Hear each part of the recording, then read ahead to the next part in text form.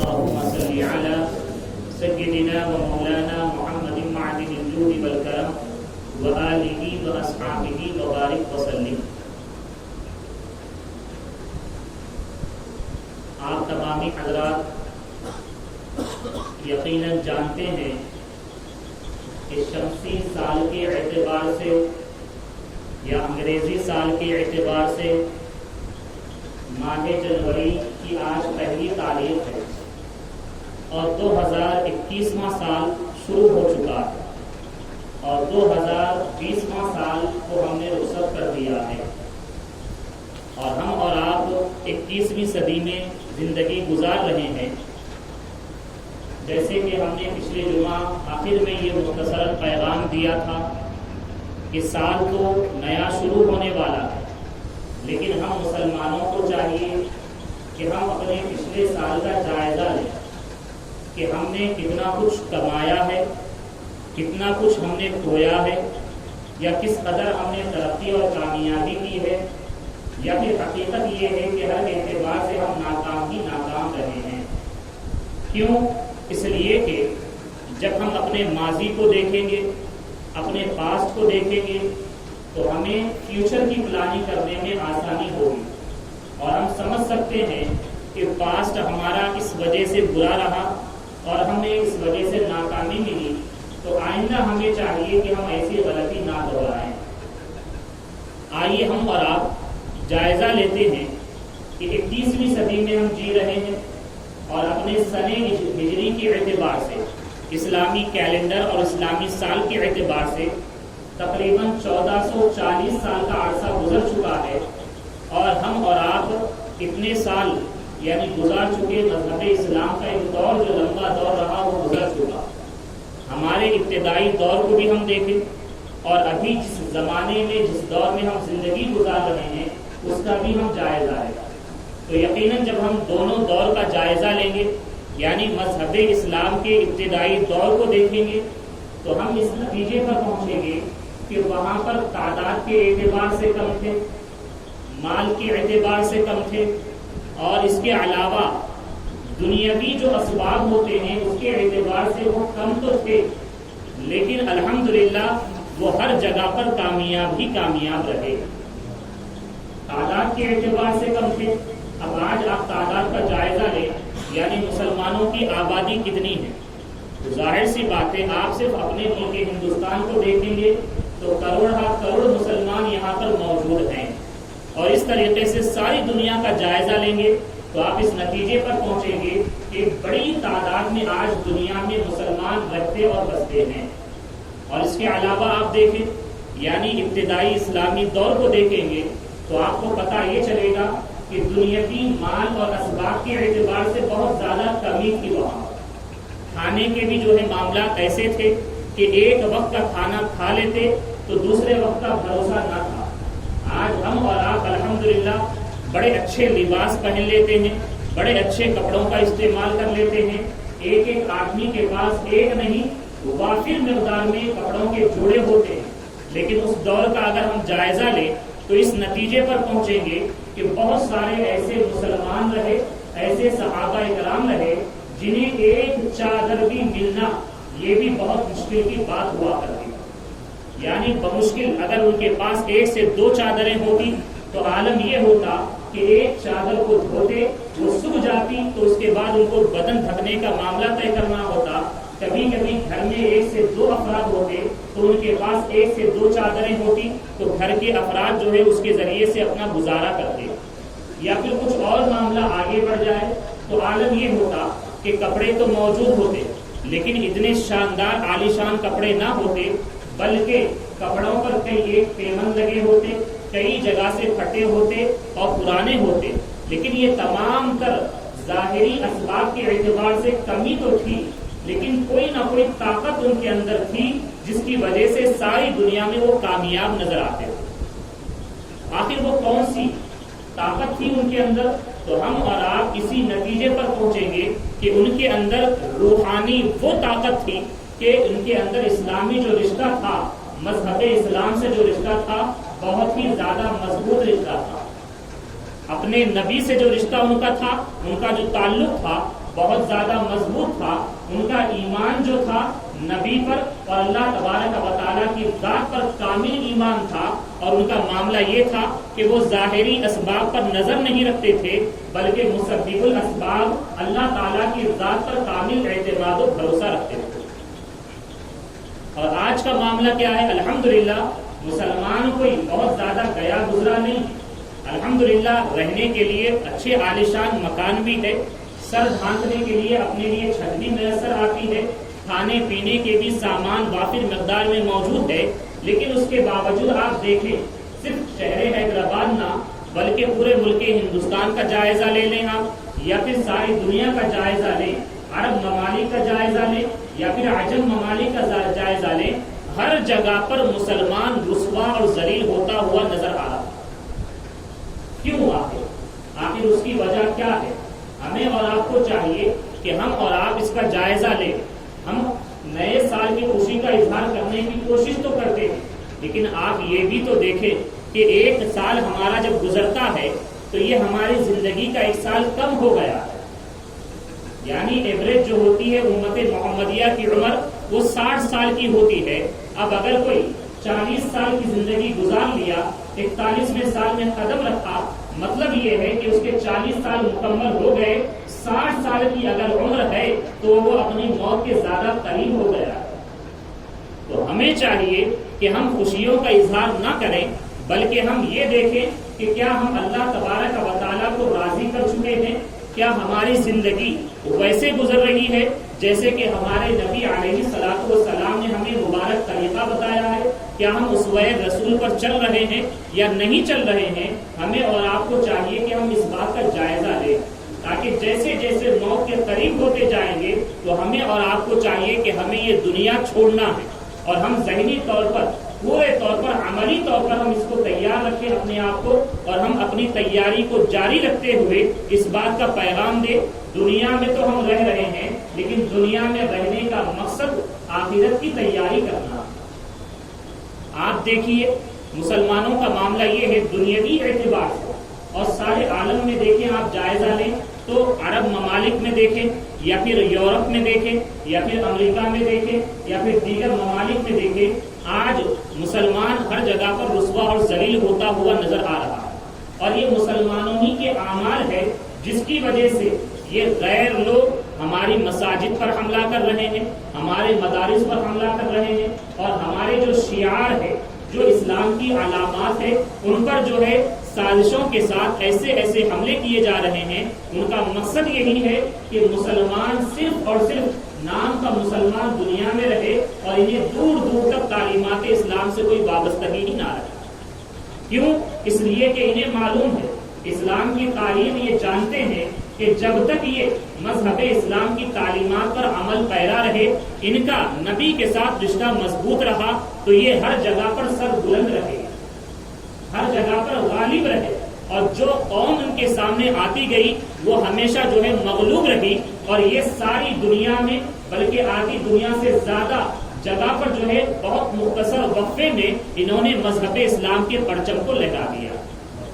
آپ دیکھیں تو آپ کو پتا چلے گا ہمارے نبی علیہ الصلوۃ والسلام یقیناً جب مکہ مکرمہ میں رہے آپ اور آپ نے دعوت اسلام کا آغاز کیا تو عالم یہ رہا کہ غیر جو ہے جو اسلام کو قبول کرنے والے نہ تھے وہ بہت زیادہ تھے، اور چند ایک لوگ جنہیں اللہ تبارک و تعالیٰ نے عقل سلیم عطا فرمائی، فطرت سلیمہ عطا فرمائی، انہوں نے نبی کریم علیہ الصلوۃ والسلام کی دعوت کو قبول کیا اور وہ دامن اسلام سے وابستہ ہو گئے۔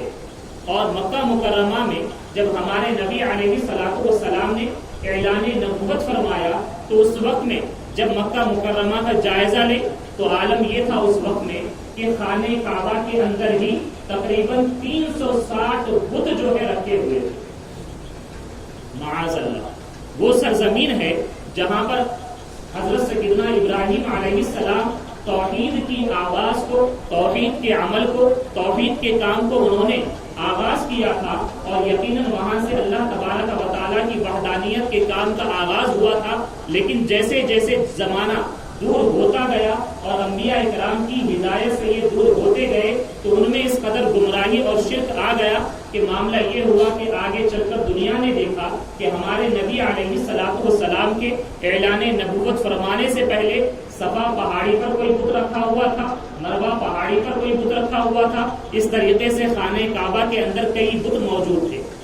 ہمارے نبی علیہ الصلوۃ والسلام نے ایسے ماحول میں اسلام کی دعوت کا آپ نے آغاز فرمایا، اور جب آغاز کیا اعلان نبوت فرمایا تو اور کئی ایک حضرات نے دعوت اسلام کو قبول کیا، اور بہت سارے وہ تھے جنہوں نے ہمارے نبی علیہ الصلوۃ والسلام کی اس دعوت کو قبول نہ کیا، اور قبول نہ کرنے کے ساتھ ہمارے نبی علیہ الصلوۃ والسلام پر ظلم و ستم شروع کر دیا،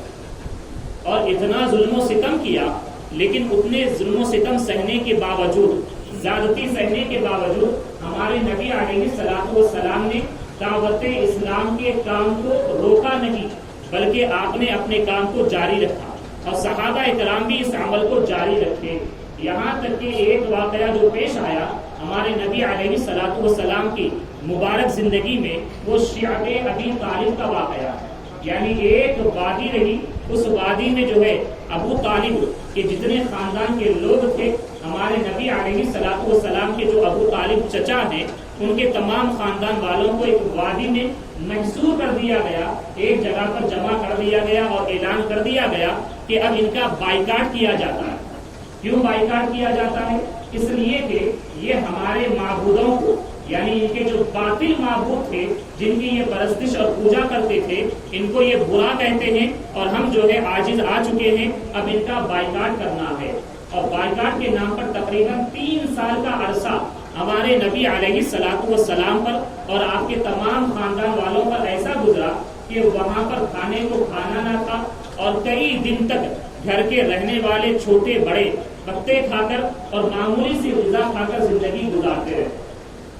اسی عالم میں کچھ مکہ کے سردار ابو طالب کے پاس آئے اور آ کر یہ کہنے لگے کہ آپ اپنے بھتیجے کو اسلام کی دعوت کو پھیلانے سے روک دو، اگر نہیں روکو گے تو پھر ہم جو ہے تمہارے بھتیجے کا قتل کر دیں گے معاذ اللہ۔ یعنی ہمارے نبی علیہ الصلوۃ والسلام جب یہ پیغام ملا تو ابو طالب چونکہ اپنے بھتیجے یعنی ہمارے نبی علیہ الصلوۃ والسلام سے بڑی محبت کرتے تھے، اور انہوں نے اپنے بھتیجے سے کہا کہ اے محمد سنو، بہت سارے لوگ مکہ کے رہنے والے سب کے سب ہمارے خلاف ہو چکے ہیں، اور یہ لوگ یہ چاہتے ہیں کہ دعوت اسلام کے کام کو روک دیا جائے۔ اور جب یہ پیغام پیش کیا گیا اور اس کے بعد آپ نے ابو طالب نے یہ کہا کہ میں بوڑھا ہو چکا ہوں اور میری سفید داڑھی کو دیکھو، اب میں ان کے حملوں کو برداشت نہیں کر سکتا، تو اے بھتیجے کچھ دن کے لیے اسلام کی دعوت کے کام کو روک دو۔ تو اب دیکھیے کوئی عام ہوتا تو ظاہر سی بات ہے اسے اپنی زندگی بھی پیاری ہوتی، اپنے رشتہ داروں اقارب کی زندگی بھی پیاری ہوتی، تو وہ اس عمل کو روک دیتا چند دن کے لیے۔ لیکن ہمارے نبی علیہ الصلوۃ والسلام کا عزم دیکھیں، حوصلہ دیکھیں، استقامت دیکھیں۔ آپ اپنے چچا سے یہ کہتے ہیں کہ اے چچا، اے ابو طالب، یہ سن لو کہ اگر یہ مکہ والے میرے ایک ہاتھ میں سورج لا کر رکھ دے اور دوسرے ہاتھ میں چاند لا کر رکھ دے، اور اس کے عوض میں، اس کے بدلے میں یہ چاہیں کہ میں کچھ دیر کے لیے دعوت اسلام کے کام کو روک دوں، تب بھی میں یہ پسند نہیں کروں گا۔ اللہ اکبر۔ یہ ہمارے نبی علیہ الصلوۃ والسلام کی دعوت اسلام کے سلسلے میں کوششیں ہیں، تو آپ نے اپنی اس کوشش کو جاری رکھا۔ تو اس سے ہمیں اور آپ کو یہ معلوم ہوتا ہے کہ یقیناً اسلام کی دعوت و تبلیغ کا کام ہمارے نبی علیہ الصلوۃ والسلام نے ایسی تکالیف کو برداشت کرتے رہے اور آپ اسے جاری رکھے، اور پھر صحابہ کرام نے ہمارے نبی علیہ الصلوۃ والسلام کے طریقے کو اور سنت مصطفی کو ایسے اپنایا کہ آگے چل کر دنیا نے دیکھا، یعنی کیسی بھی پریشانی کیوں نہ آئے، صحابہ کرام نے بھی اپنے نبی علیہ الصلوۃ والسلام کی سنت مبارکہ کو اپناتے ہوئے اس کو برداشت تو کرتے رہے، لیکن دامن اسلام کو اپنے ہاتھ سے جانے نہ دیا۔ اور پھر ایک وقت یہ بھی آیا کہ ہمارے نبی علیہ الصلوۃ والسلام کے حکم پر صحابہ کرام اپنے وطن یعنی مکہ مکرمہ کو چھوڑے اور چھوڑ کر مدینہ منورہ کی جانب ہجرت کیے، اور جب ہجرت کیے تو صحابہ کرام اپنے ساتھ مال لے کر نہیں گئے، اپنے ساتھ جائیداد لے کر نہیں گئے، نہ ہی اپنی وطن کی زمین مدینہ منورہ میں لے گئے۔ اگر وہ اپنے ساتھ کچھ لے گئے تو اسلام کی محبت لے گئے، اور اپنے ساتھ کچھ لے گئے تو عشق مصطفیٰ کو لے کر گئے، اور اللہ تعالیٰ کی ذات پر جو اعتماد اور بھروسہ جو ان کا تھا وہ اپنے ساتھ لے کر گئے، اور مدینہ منورہ پہنچے تو چند دن جب گزر گئے تو سن 2 ہجری میں جنگ بدر کا واقعہ پیش آیا۔ یعنی ہم آپ کو بتانا یہ چاہتے ہیں کہ آج کا مسلمان تعداد کے اعتبار سے کتنا زیادہ ہے اور دنیاوی مال اور اسباب کے اعتبار سے کتنا طاقتور ہے، لیکن اس کے باوجود آج کے مسلمان کے مقدر میں ذلت اور رسوائی کیوں آ گئی ہے؟ حالانکہ اس دور اور زمانے کو دیکھیں، تعداد کے اعتبار سے بھی کم رہے، لیکن ہر آنے والے زمانے میں ہر ایک دن میں اللہ تبارک و تعالیٰ نے انہیں سربلندی عطا فرمائی، اللہ تبارک و تعالیٰ نے انہیں ترقی اور کامیابی عطا فرمائی۔ جنگ بدر کا موقع تھا، آپ جانتے ہیں یہ کفر اور اسلام کے درمیان میں سب سے پہلا عظیم معرکہ،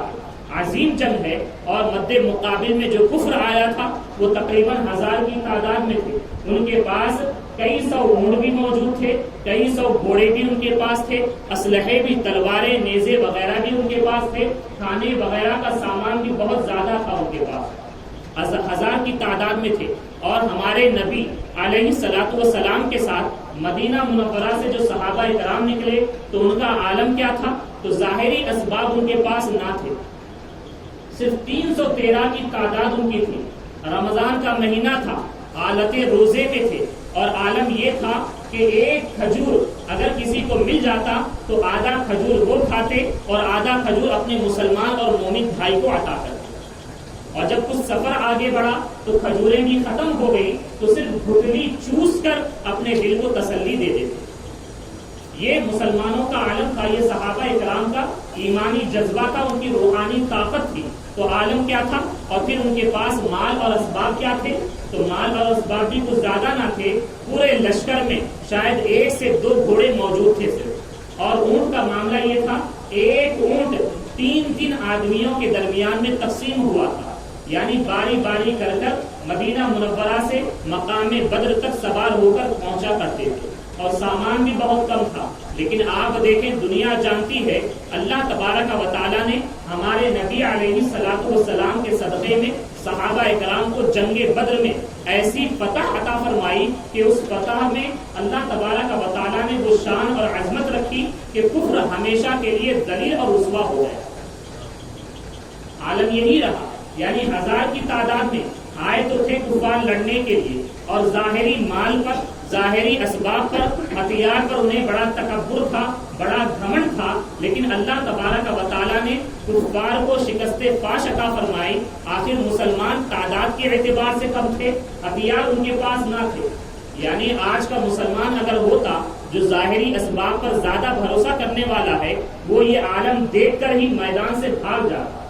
اور صحابہ اکرام کا ایمانی جذبہ دیکھیں، کسی کے ہاتھ میں تلوار نہیں ہے، ہمارے پیارے مصطفیٰ صلی اللہ تعالی علیہ وسلم انہیں کھجور کی ٹہنی عطا کرتے ہیں اور کہتے ہیں کہ جاؤ اس سے لڑائی کرو، تو ان کا ایمان ایسا ہوتا کہ یقیناً یہ لکڑی جو ہے، یہ ٹہنی ہمارے نبی نے ہمیں عطا کی ہے اور یہ تلوار سے زیادہ کام کرنے والی ہے۔ اور اسی جذبہ عشق اور محبت کے ساتھ میدان جنگ میں اترے تو اللہ تبارک و تعالیٰ نے انہیں کامیابی عطا فرمائی۔ تو معلوم یہ ہوا 313 کی تعداد میں تو تھے اور ظاہری مال اور اسباب ان کے پاس نہ تھا، لیکن ان کے پاس اگر کوئی چیز تھی تو ایمانی قوت ان کے پاس تھی، عشق رسول ان کے پاس تھا، اور اسلام کا جذبہ اور اسلام کا ایثار کی جو تعلیمات ہیں ان کے اندر موجود تھی۔ اسی وجہ سے اللہ تعالیٰ نے انہیں فتح عطا فرمایا۔ اور اب یہ 313 کی تعداد ہے، اور مدینہ منورہ میں رہنے والوں کی تعداد کا اگر آپ جائزہ لے لیں، یعنی مشکل سے 1000 تک یا پھر 1000 سے کم مسلمان موجود تھے سن 2 ہجری میں۔ لیکن اب آپ دیکھیں 8ویں سال میں فتح مکہ کا واقعہ پیش آیا، اور فتح مکہ میں جب مکہ مکرمہ میں ہمارے نبی علیہ الصلوۃ والسلام کے ساتھ جو لشکر اسلام داخل ہوا تو اس موقع پر 10,000 کی تعداد ہمارے نبی علیہ الصلوۃ والسلام کے ساتھ تھی۔ سبحان اللہ، یعنی آپ دیکھیں جب ہجرت کر رہے تھے تو اس موقع پر مشکل سے 100 سے 200 لوگ ہجرت کیے ہوں گے، باقی مدینہ منورہ کے رہنے والے تھے۔ 8 سال کا عرصہ گزرا تو اللہ تبارک و تعالیٰ نے انہیں تعداد میں اتنی برکت عطا فرمائی، ان کے اعمال کو رب تعالیٰ نے ایسے قبول کیا، اور ہمارے نبی علیہ الصلوۃ والسلام کی برکتیں ایسی ان کے درمیان میں رہی کہ معاملہ یہ ہوا کہ 8 سال کا عرصہ گزرا کہ 10,000 کی تعداد ہو گئی۔ اور پھر جس مکہ مکرمہ میں خانہ کعبہ میں کئی ایک بت موجود تھے، کئی جگہ پر بت نصب تھے، فتح مکہ کے موقع پر ہمارے نبی علیہ الصلوۃ والسلام جو شرک کی گندگی کو دور کرنے کے لیے آپ تشریف لائے تو آپ نے اپنے مقدس ہاتھوں سے خانہ کعبہ کی دیواروں کو آپ نے صاف فرما دیا اور اسے طاہر اور مطہر ایسے فرما دیا کہ الحمدللہ آج بھی خانہ کعبہ اپنی طہارت و پاکیزگی کی وجہ سے دوسروں کے لیے بھی طہارت و پاکیزگی کا سامان بنتا ہے۔ ہمارے نبی علیہ الصلوۃ والسلام جب حجۃ الوداع کے موقع پر جب مکہ مکرمہ تشریف لے گئے، یعنی 10 ہجری کا سال، تو ابھی ہجرت کے 10 سال ہوئے، تو اس موقع پر مسلمانوں کی تعداد کتنی تھی؟ تو تقریباً 1,24,000 یا 1,40,000 کی الحمدللہ مسلمانوں کی صحابہ اکرام کی تعداد ہو۔ تو یہ اسلام کی ترقی کا دور ہے۔ اور اس کے بعد پھر جب ہمارے خلیفہ اول حضرت سیدنا ابوبکر صدیق رضی اللہ تعالی عنہ کا دور آیا تو اللہ تبارک و تعالیٰ نے صحابہ اکرام کے جذبے ایمانی کو ایسے قبول فرمایا کہ کئی ایک علاقوں تک مذہب اسلام کا پرچم بلند ہو گیا۔ اور اس کے بعد پھر فاروق اعظم رضی اللہ تعالی عنہ کا دور خلافت آیا تو اس کے بعد تو دنیا نے دیکھا کہ آدھی دنیا تک فاروق اعظم رضی اللہ تعالی عنہ نے مذہب اسلام کے پرچم کو بلند فرما دیا۔ تو آخر کون سی چیز تھی؟ اب آپ دیکھیں، فاروق اعظم رضی اللہ تعالی عنہ وہ خلیفہ اسلام ہیں اور وہ سلطنت اسلامیہ کے آپ رہنما ہیں، حکمراں ہیں کہ عالم یہ ہے، اتنی سادگی ہے کہ آپ جو لباس پہنتے ہیں، حالانکہ آج کل کا معاملہ یہ ہے تھوڑا سا مال کسی کے پاس آ جائے تو وہ خود تو کچھ ایسا لباس پہننا پسند نہیں کرتے جس کی وجہ سے لوگ یہ کہیں گے یہ پرانا ہے، ابھی اس پر پیوند نہیں لگے۔ لیکن معاملہ یہ ہے کہ فاروق اعظم رضی اللہ تعالی عنہ کے دور خلافت میں اتنی مال کی بھی فراوانی ہوئی اور اتنا مال کثرت سے بھی آنے لگا کہ مدینہ منورہ میں خوشحالی آ گئی۔ اور اس کے باوجود فاروق اعظم رضی اللہ تعالی عنہ کا جو لباس مبارک ہوتا، آپ منبر پر کھڑے ہو کر سب کے سامنے جو خطبہ دیتے تو گننے والوں نے آپ کے کپڑے شریف پر جب پیوند کو گنا تو تقریباً 16-17 پیوند آپ کے کپڑے مبارک پر ہو۔ تو بتانا مقصد یہ ہے کہ مال کے اعتبار سے، ظاہری اسباب کے اعتبار سے بہت زیادہ کم تو رہے، لیکن ان کے اندر ایمانی قوت موجود تھی، روحانی طاقت ان کے اندر موجود تھی، اور مذہب اسلام کی جو سچی محبت ہے ان کے دلوں میں موجود رہی۔ یہی وجہ رہی کہ چین کی سرزمین پر دیکھیں یا پھر یورپ کی سرزمین پر دیکھیں یا پھر کسی بھی دنیا کے خطے پر دیکھیں، آج بھی الحمدللہ ہمارے وہ رہنما، وہ اکابرین وہاں پر موجود ہیں، ان کی خبریں وہاں پر موجود ہے جو اس بات کا پتہ دیتی ہیں کہ الحمدللہ